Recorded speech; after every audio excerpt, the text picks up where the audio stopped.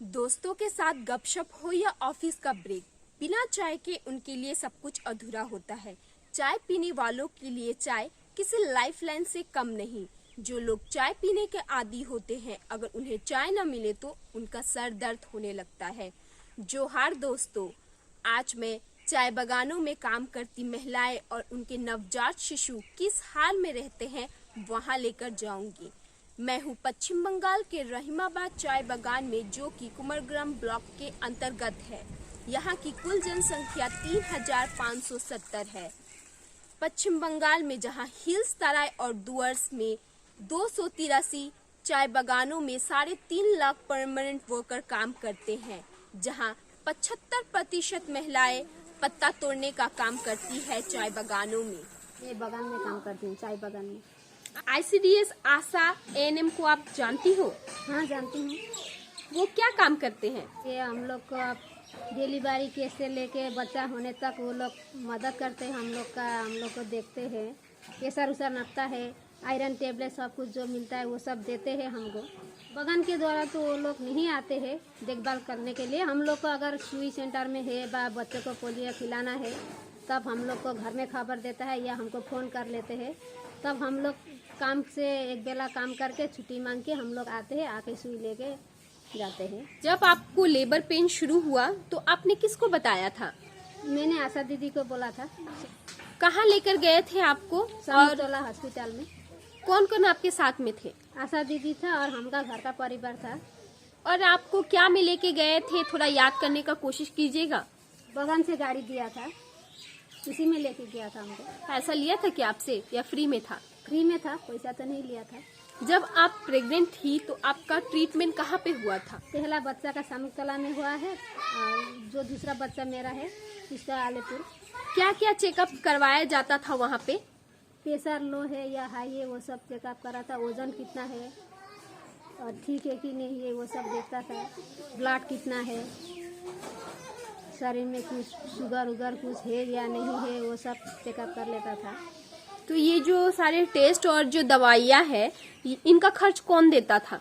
हम अपने खर्च से करते थे, किसी से कुछ नहीं मिलता था। खाली आलेपुर बस हम चला जाने पड़ता है सोनोग्राफी के लिए बा कुछ दिखाने के लिए। तब बागान से खाली गाड़ी मिलता था और चाय पीने के लिए खर्चा देता था 40 रुपये। बागान के अस्पतालों में आपको क्या सुविधा दिया जाता है?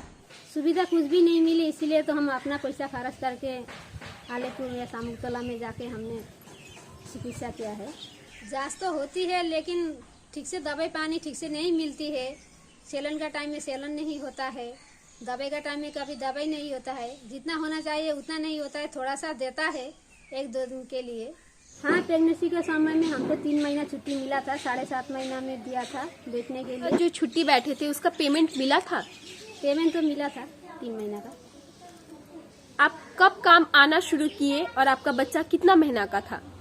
बच्चा तो 1.5 महीने से हमको काम में बुलाया गया था, लेकिन हमने थोड़ा असुविधा का चलते हम 2 महीना का बच्चा लेके काम में गए हैं। कितना घंटा आपको काम करना पड़ता है? इसे 8 घंटा। तो जब आप काम में होती है तो आपका बच्चा कहाँ पे रहता है? केरेस हाउस में रहता है। वो क्रेच हाउस में रोजाना क्या होता है? बच्चा लोग को दूध मुरी सब कुछ खिलाते हैं पिलाते हैं। बच्चा लोग का ठंडा है बा कपड़ा उपड़ा कुछ लगाना पड़ता है, स्वेटर विटर पहना देता है। पानी आने से भी उसको देखता है और खाना पीना खिलाता है। और माँ लोग जो लेके आता है उसके बच्चे के लिए कुछ खाजा उजा वो सब देता है। और बच्चा पायखाना पेशाब करता है वो सबको साफ करता है। बच्चा का सोने का टाइम हो गया तो बच्चा लोग को सुला देता है, उठाने के टाइम में उठा देता है, कुछ खिलाने के टाइम में खिला देता है। में भूई में सोते हैं हम लोग, घर से सब कुछ लेके जाते हैं, कपड़ा उपड़ा सब कुछ, चटाई उटाई जितना बोरा प्लास्टिक जितना लगेगा सब कुछ हम घर से लेके जाते हैं। झूला भी नहीं है, कुछ भी नहीं है वहाँ, तो फैन लाइट झूला उला कुछ भी नहीं है खेलने के लिए। तो आपका बच्चा बीमार नहीं पड़ता है नीचे रहने से? बीमार तो पड़ता है, अब क्या करेगा, हम अपने तो देखना पड़ेगा बच्चा को। सर्दी खोखी सर्दी बुखार ये सब तो होता है, वो सब तो हम अपना पैसा से करता है ना। दवाई पानी भी तो उतना अच्छा यहाँ हॉस्पिटल में नहीं मिलता है, इसीलिए हम लोग प्राइवेट डॉक्टर दिखाता है। अपना पैसा खर्च करके हम लोग बच्चे को देखता है करता है। आसपास कीटाणु मारने या फिर कोई चीज का स्प्रे वगैरह होता है क्या क्रेच हाउस के बगल में? होता है। वो तो पत्ती अच्छा हो या कीड़ा मकोड़ा कुछ भी पत्ती को खराब ना करे, इसके लिए तो स्प्रे होता है, दवाई भी करता है, लगाता है। तो क्या बच्चे को वहाँ से हटाया जाता है या बच्चा वहीं रहते हैं? बच्चा तो केरेस घर में रहता है, कहाँ हटाया जाएगा, ला के कहाँ ले जाके रखेगा बच्चा को, केरेस घर में रहता है भीतर। बाहर में तो दवाई उवाई सब कुछ लगा रहता है बगान में, लेकिन बच्चा लोग तो भीतर ही रहता है केरेस हाउस में। अब बगान का जगह में जैसा करता है, जैसा देता है वैसा तो हमको करना पड़ता है। तकलीफ तो है, आप क्या करेंगे, ऐसे करते ऐसे रहते ऐसे काम करके आते हैं हम लोग। हमेरा अकेला नहीं है, जितना भी चाय बगान में जितना भी बच्चों का माँ है, सभी के लिए हम बोल रहे हैं केरेस घर अच्छा बनने से हम लोग के लिए अच्छा होगा। बच्चा रखने के लिए जाके पानी बारिश कुछ भी आने से भी कोई तकलीफ बच्चा के लिए ना हो, इसके लिए मैं बोलती हूँ, मांग करती हूँ सरकार से जो हम लोग का बच्चा के लिए कोई झुलुआ खेलने के लिए कुछ देने से अच्छा होता है। घर अच्छा हो, पानी हो, लेटरिन बाथरूम हो। हम लोग को भी अब बगान में जाना पड़ता है लेटरिन बाथरूम करने के लिए। लेटरिन घर बाथरूम होने से, पानी होने से सुविधा होता है। मैं तो दूध मुर्गी लेके आती हूँ 9 बजे। यहाँ पर आके दूध उबाल के बच्चा सबको साथी सब है उन सबसे मिल के खिलाते हैं। टॉयलेट उलट करने से उन सबको साफ करते हैं। बच्चों के लिए तो दूध मुर्गी देता है, हफ्ता में या 15 दिन में एक बार दिन देता है, नहीं तो केला देता है।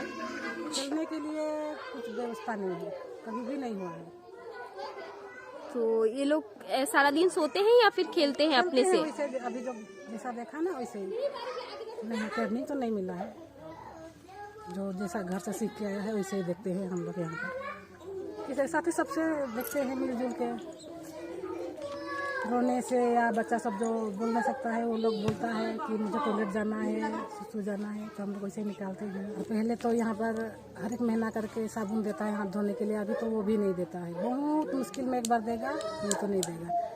तो ऐसा होता है, होने से माचिस देता था, झाड़ू देता था, अभी तो वो भी बहुत मुश्किल से देता है। माचिस झाड़ू बहुत मुश्किल से देता है। आया सबको साड़ी देता था, वो साड़ी भी नहीं दिया। बगान में जब पति रुमाल देता था ना उस समय यहाँ पर केरेस हाउस में आया सबको साड़ी देता था, वो भी नहीं देता है अभी तो ये सारे बच्चे नीचे सोते हैं, ये लोग के लिए कोई झूला वगैरह नहीं है? झूला तो कभी नहीं देखा, मैं यहाँ पर आई हूँ तो नीचे सोते हैं, इधर उधर करके किसी तरह मुसीबत करके रखे लेते हैं। पानी आने से, बारिश आने से ऊपर अभी फटा हुआ है, बनाया था लेकिन पता नहीं कौन कौन आदमी सब टूटा फटा दिया। अभी तो ऊपर से भी पानी गिरता है, पानी आने से और साइड से भी पानी घुस जाता है।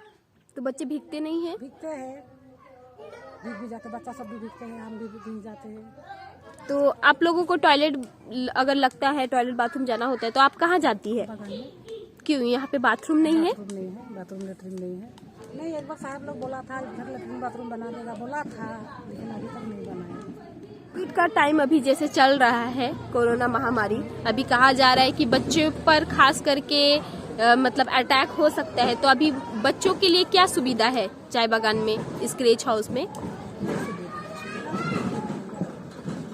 कुछ भी नहीं है, कोई सैनिटाइजर वगैरह कुछ भी नहीं दिया? 2 बार दिया था, और वही जो साबुन साहब से बोलने से साहब देता है, कभी कभी देता है तो सब भी नहीं देता है। इस क्रेच हाउस का सफाई कितने बार होता है? हफ्ता में एक बार। कौन करता है ये सफाई? पति तो है ना, बच्चा सबका माँ बहन। हम लोग के लिए क्या सुविधा, हाजिरी मिलता है वही सुविधा है, हम लोग अपना काम करते हैं। देश में 23,293 क्रेच हाउस है। गवर्नमेंट रिकॉर्ड के अनुसार इन्हीं में से एक चाय बागान भी है। रहीमाबाद चाय बागान के क्रेच हाउस में पिछले 20 वर्षों से हालात बहुत खराब है। 2017 में ministry of women and child development ने एक स्कीम लॉन्च किया जिसका नाम है national creche scheme for children of working mother. 6 महीने से 6 साल तक की देखभाल के लिए सरकार के अनुसार एक क्रेच हाउस में क्या क्या होना चाहिए: झूला घर, पौष्टिक आहार, सोने के लिए अच्छी व्यवस्था, शुद्ध पानी, health checkup, growth monitoring, light fan की व्यवस्था, खेल के सामान के साथ साथ ऑडियो विजुअल और शौचालय की व्यवस्था होनी चाहिए। तो वर्किंग टाइम टी गार्डन का कोई एक्टिविटी रहता है क्या? नहीं। ICDS का नहीं। क्यों? चाय बागान में तो सारे बच्चे 7 से 5 वहीं होते हैं, तो आपका टारगेट कैसे पूरा होता है? नहीं, बच्चे खुद आ जाते हैं टाइम पे। चाय बागान में काम करते हैं, उनको कैसे देख पाते हैं आप? क्या आप उनके पास जाते हैं कभी? नहीं, हम नहीं जाते हैं, लेकिन जब ज़रूरत होता है तो उनका मदर्स आ जाते हैं। जब आपका मीटिंग होता है ऊंचे स्तर पे सीडीपीओ के साथ में, तो क्या आप ये बात रखती है कि चाय बागान को भी देखना चाहिए? ऐसा तो कभी नहीं हुआ है। फिलहाल अब कहीं होगा तो समस्या को रखेंगे सीडीपीओ के पास। मैं पिछले 10 महीनों से चाय बागानों की कहानी आप लोगों तक लेकर आ रही हूँ। 12 ही इश्यू अपने वीडियो में उठाया है ताकि आप लोगों की मदद से समस्या में बदलाव आए। ये वीडियो बनाने और आप तक ये कहानी लेकर आने में मुझे रायडक नदी नाव से पार कर आना पड़ा। फिर नदी के रास्ते चलकर 2 नदी और एक जंगल पार की, तब ये समस्या उठा पाई। जब मैं वहां गई, मैंने लोगों से बात किया, फिर स्क्रीनिंग की और साथ ही साथ बच्चों के साथ बैठकर राइम्स देखी और बच्चे बहुत ही ज्यादा खुश थे। ये वीडियो बनाते हुए मुझे सबसे ज्यादा दुख इस बात का हुआ कि बच्चे जमीन पर सोते हैं, बारिश हो या सर्दी।